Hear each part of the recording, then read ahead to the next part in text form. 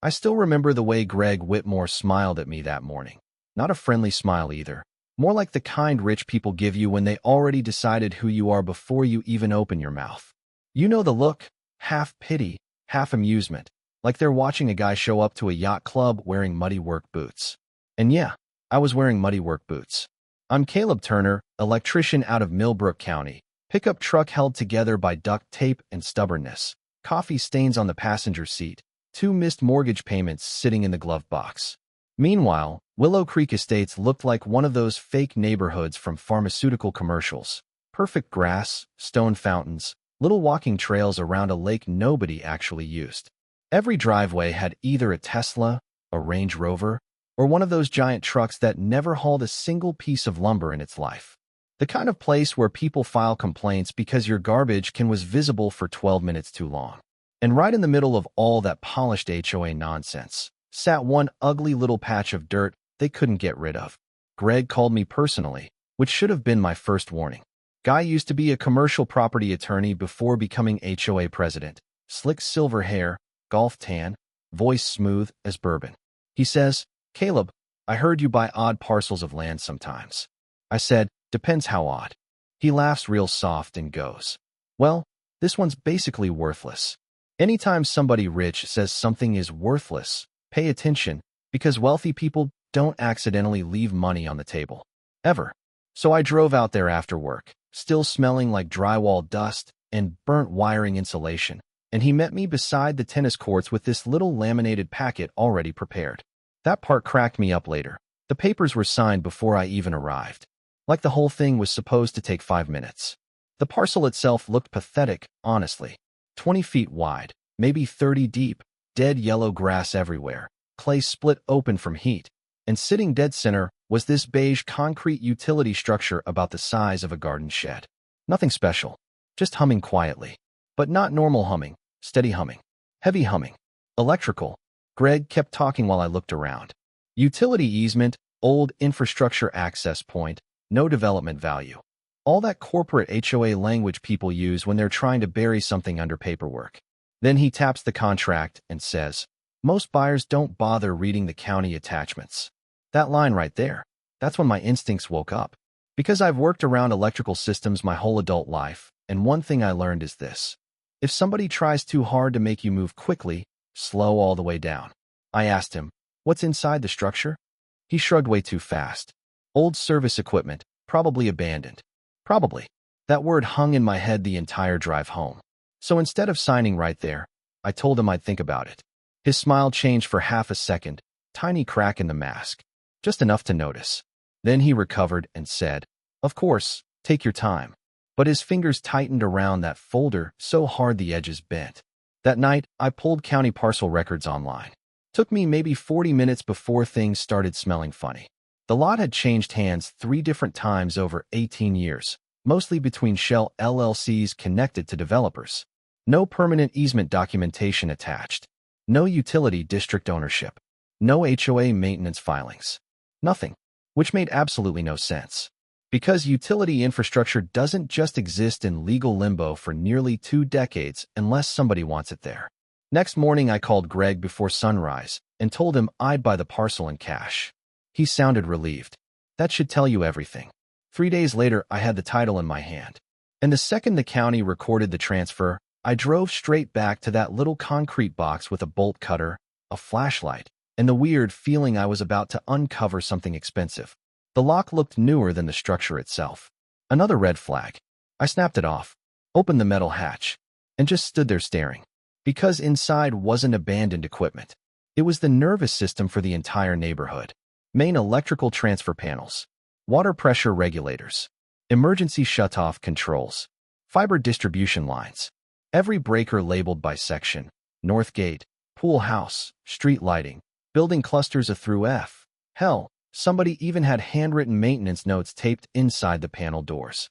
Those idiots had been servicing this equipment for years on land they didn't legally own anymore. I remember laughing. Not because it was funny. More because my brain couldn't process how unbelievably reckless these people had been. Then I saw the newest inspection tag. 8 months old. That's when the whole thing clicked into place. They knew. They absolutely knew. And they still sold me the land for $2,900 like I was some dumb blue-collar idiot too stupid to check records. What Greg Whitmore didn't realize was this. When you spend 20 years crawling through attics, fixing wiring inside half-finished houses, while rich people talk around you like furniture, you overhear things. You learn systems. And eventually, you learn exactly how fragile wealthy communities really are underneath all that polished stone and HOA landscaping. Because behind every luxury neighborhood is infrastructure. And infrastructure belongs to whoever controls the land under it. Now let me pause the story for a second, because this is the part most people completely misunderstand when they hear stories like this online. Everybody immediately jumps to, oh, this guy found a loophole and held the neighborhood hostage. Nah, it's actually way messier than that. According to standard procedure, utility infrastructure inside a private residential development is supposed to be protected by recorded easements, maintenance agreements, or direct ownership transfers filed with the county. That's boring paperwork stuff, I know, but those documents are basically the legal oxygen keeping an HOA alive. Without them, the whole system turns into a handshake agreement built on hope and arrogance. And HOAs, man, they run on arrogance more than people realize. See, this is a psychological trap wealthy communities fall into all the time. When people live inside controlled environments long enough, they start believing the system itself makes them untouchable. Nice landscaping, gated entrances, legal committees, reserve funds. All that creates this illusion that somebody else already handled the hard parts. Nobody asks questions because questioning the system makes rich people uncomfortable. They assume expensive neighborhoods automatically equal competent management. Huge mistake. From a legal perspective, ownership matters more than assumptions. Doesn't matter if infrastructure has been sitting there 5 years or 50 years. If the paperwork chain breaks and nobody notices, eventually somebody can end up holding leverage nobody intended them to have. And honestly, that leverage scares people because it exposes how fake authority can be. Greg wasn't panicking over money yet. He was panicking because for the first time in years, somebody outside their social circle had power over them. And trust me, HOA people can handle lawsuits way better than they can handle embarrassment. The lesson here is simple. Never assume the people acting confident actually know what they're doing. Half the time, they're just hoping nobody checks the records closely enough to expose the cracks underneath. And in this case, I already had the records sitting on my kitchen table. The morning after I opened that utility structure, I didn't touch a single switch. That's important. A lot of people online hear stories like this and imagine some revenge fantasy where I cut power to the whole neighborhood and sit on my porch drinking beer while Teslas die in driveways. Tempting? Sure. But stupid. And illegal. Instead, I did the one thing Greg and his little HOA board clearly never expected me to do. I stayed patient. I hired a licensed surveyor. Best $1,200 I ever spent. Guy came out 2 days later wearing a neon vest and carrying enough equipment to launch a satellite. Greg actually drove past us twice while we were marking boundaries. Didn't wave either time. By then he already knew something was wrong. You could see it in the way he slowed down near the tennis courts, pretending to check his phone while staring at those survey flags like they were crime scene tape. 3 days later the report came back official and stamped. Every inch of that utility structure sat squarely inside my parcel lines. No easement. No access agreement. No emergency utility carve-out. Nothing. Legally speaking, Willow Creek Estates had spent 18 years building a luxury community around infrastructure they never properly secured ownership of. That's not a paperwork mistake anymore. That's institutional negligence wearing loafers. So I contacted an attorney named Denise Harper out of Brookfield. Sharp woman. Didn't smile much. The kind of lawyer who reads contracts for fun. She reviewed the records for about an hour before leaning back in her chair and saying, well, this is catastrophic for them. Not interesting. Not complicated. Catastrophic. That was the exact word she used. Then she explained something that honestly made my stomach drop a little. If the HOA lost legal access to those systems, lenders could potentially freeze future financing approvals inside the neighborhood. Insurance carriers could reevaluate coverage exposure. Property values could spiral because unresolved infrastructure disputes scare the hell out of banks. Suddenly, that little concrete box wasn't just a utility station anymore. It was the foundation underneath nearly $90 million in residential property value. And I owned it. Denise drafted the letter that same afternoon. Certified mail to the HOA board and legal counsel. Professional. Cold. Beautiful. It stated they had 30 days to either negotiate a formal infrastructure lease agreement or remove all unauthorized equipment from private property. I still remember Greg's phone call after he got it. "Caleb," he snapped, trying real hard to sound calm. "You're creating unnecessary conflict here." I laughed. "No, Greg. I discovered it." Silence. Then he lowered his voice like we were discussing a hostage exchange. "You need to understand the consequences of interfering with utilities." "There's no interference," I said. "Your equipment is operating exactly the same as yesterday. You know what I mean." Oh, I knew exactly what he meant. For 18 years they operated under one giant unspoken assumption. Nobody from outside their polished little HOA bubble would ever challenge them. Especially not some electrician with dirt on his boots. That's what really bothered them. Not the law. Not the money. Me. A week later I installed a perimeter fence around the parcel. 8-foot chain link with privacy mesh and a commercial-grade lock. Cost me almost $4,000. Hurt my bank account pretty bad at the time, but psychologically, worth every penny. Because the sign I bolted onto that gate sent the entire neighborhood into cardiac arrest. Private property, access by written agreement only. I swear you could feel the panic spreading through Willow Creek like smoke under a door.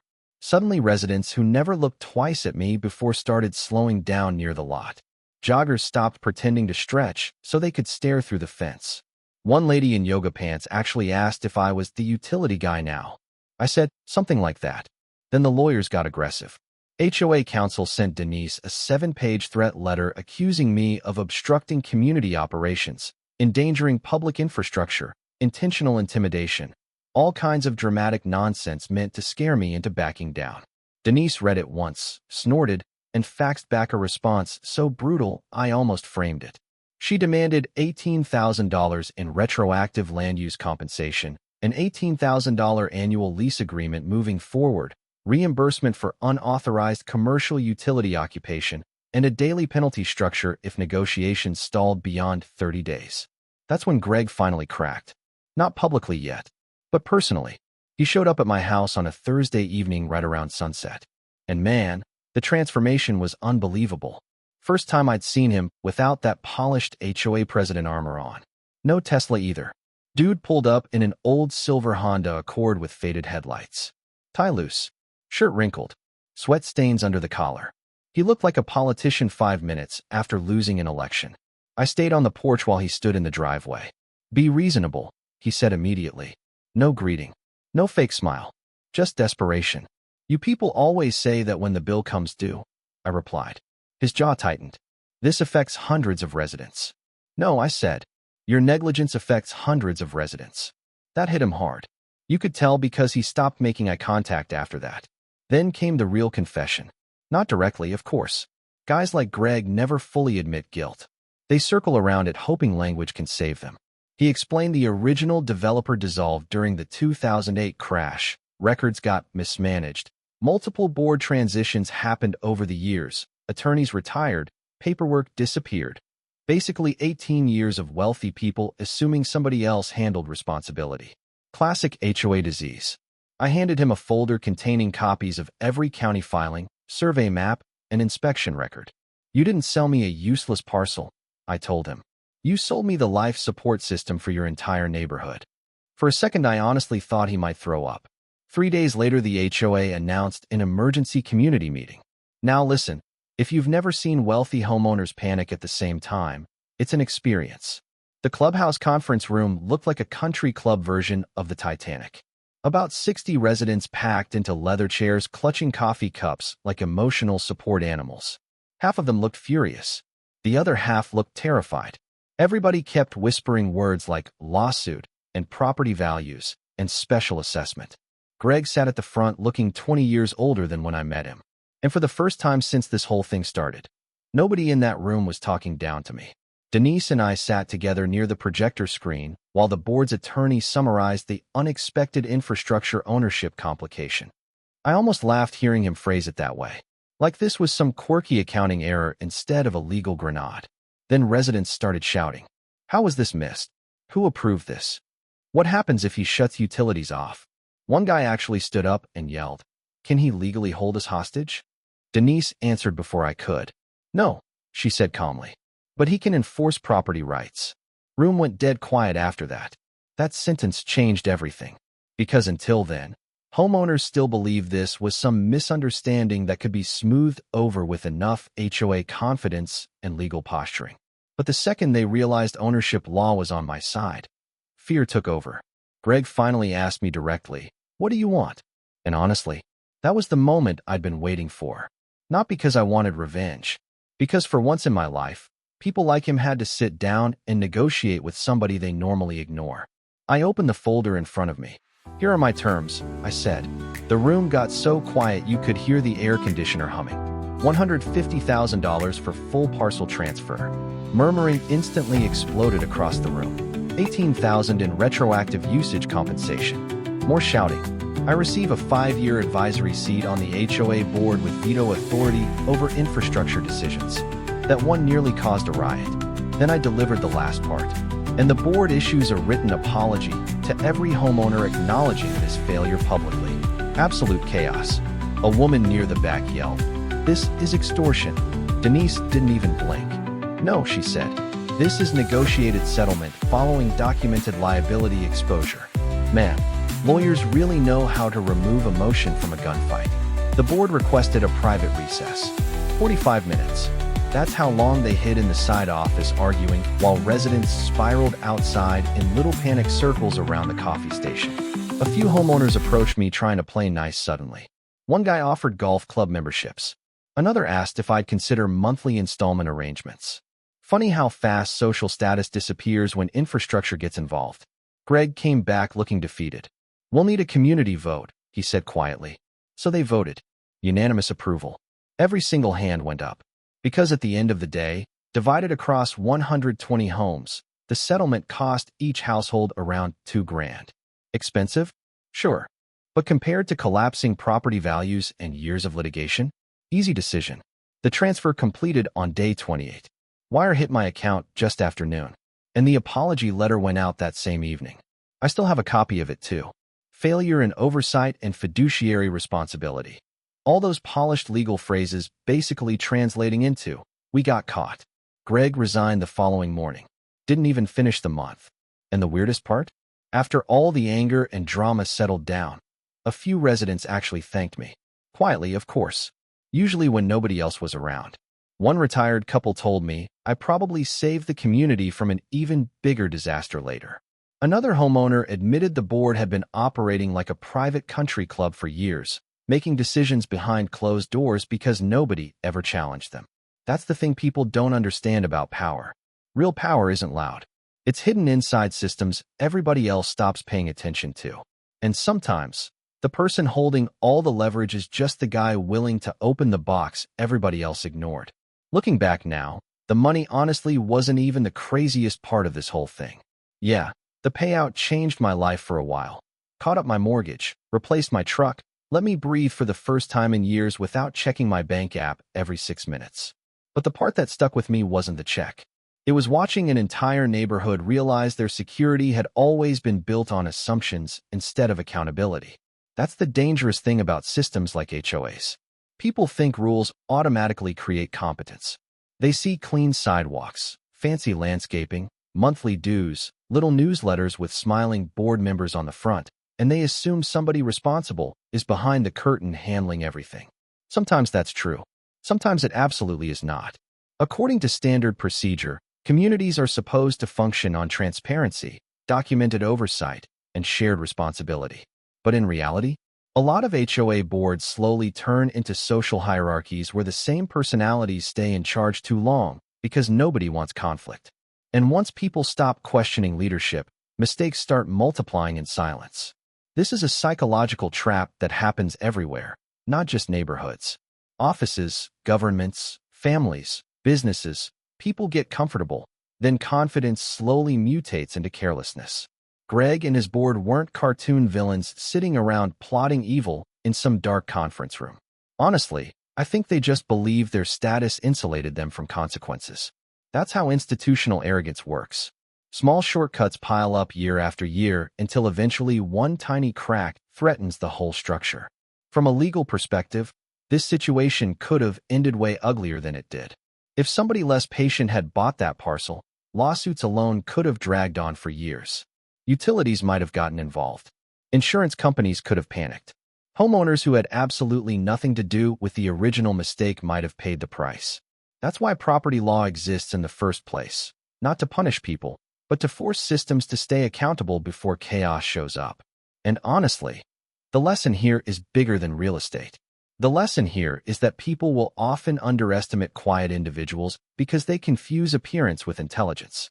Greg saw work boots, old truck, blue-collar job, and built an entire assumption about who I was.